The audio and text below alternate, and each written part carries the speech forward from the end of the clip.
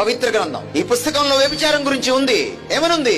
చెయ్యొద్దనుంది, చేయమని లేదు. ఒక దైవజనుడు వ్యభిచారం చేస్తే ఈ పుస్తకం దాచిపెట్టలేదు, ఖండించింది. వ్యభిచారం చేయకూడదు అని వ్యభిచారం గురించి ప్రస్తావన చేస్తే అది అపవిత్రం కాదు. బైబిల్ని వక్రీకరించడానికి ప్రయత్నించకు.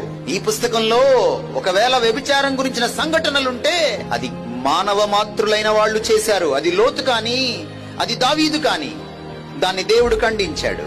ఇక్కడి నుంచి 3500 సంవత్సరాల క్రితం నైతిక విలువలకు సంబంధించిన, నీతి న్యాయాలకు సంబంధించిన డైలమాని తొలగించడానికి మోషేని పిలిచి దేవుడు ధర్మశాస్త్రాన్ని ఇచ్చాడు. దొంగతనం తప్పు అని చెప్పింది, నరహత్య తప్పు అని చెప్పింది, తల్లిదండ్రుల్ని సరిగా చూడకపోతే తప్పు అని చెప్పింది. ఈరోజు మీరు ప్రపంచంలో ఉన్న పీనల్ కోడ్స్ చదవండి, ఇండియన్ పీనల్ కోడ్ చదవండి, అమెరికన్ పీనల్ కోడ్ చదవండి, బ్రిటిష్ పీనల్ కోడ్ చదవండి, ఆస్ట్రేలియా పీనల్ కోడ్ చదవండి, ప్రజాస్వామ్య దేశాలకు సంబంధించిన పీనల్ కోడ్స్, శిక్షా స్మృతులను మీరు చదవండి, చట్టాలని మీరు చదవండి. ఇక్కడి నుంచి వచ్చింది ఆ చట్టం.